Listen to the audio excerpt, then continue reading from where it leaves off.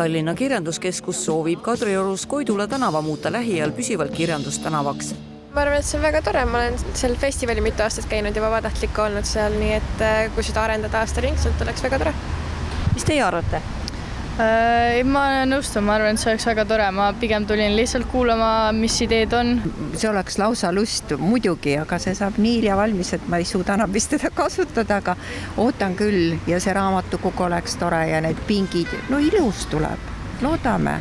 No aga võetakse ikka seda tänavaruumi jälle ära. Võikski vähem olla autod üldse Kadriorust ära. Plaan on minu meelest suurepärane ja tegelikult oleks ju Kadriorule tõeline uhkus, et niisugune kirjandustänav tuleks. Aga kohalikuna peaks ikkagi seda nagu tervikuna vaatama. Et ma ütlen täitsa ausalt, et soovin sellele projektile küll 2 käega edu, aga see ei ole sugugi mitte esimene ega teine probleem, millega liikluse või tänavate korrastamise ajal praegu Kadriorus tegeleda.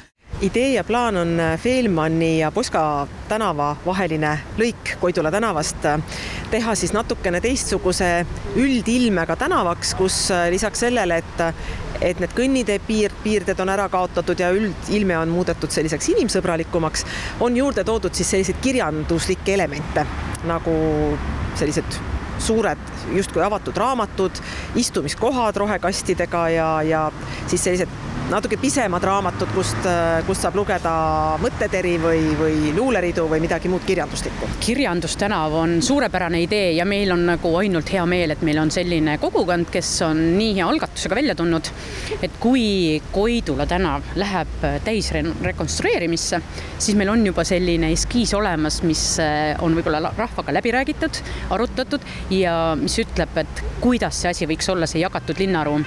Linnaruumiliselt kaotataks plaanide kohaselt ära autode ja kõnnitee vaheline piire. Praegu on see lõik autosid täis pargitud ja eriti inimsõbralik ei ole. Projekt seoks kirjandustänava tervikuks, tuues tänavale istumisalad ja stendid, mis tutvustavad tänavat ja Eesti kirjandust.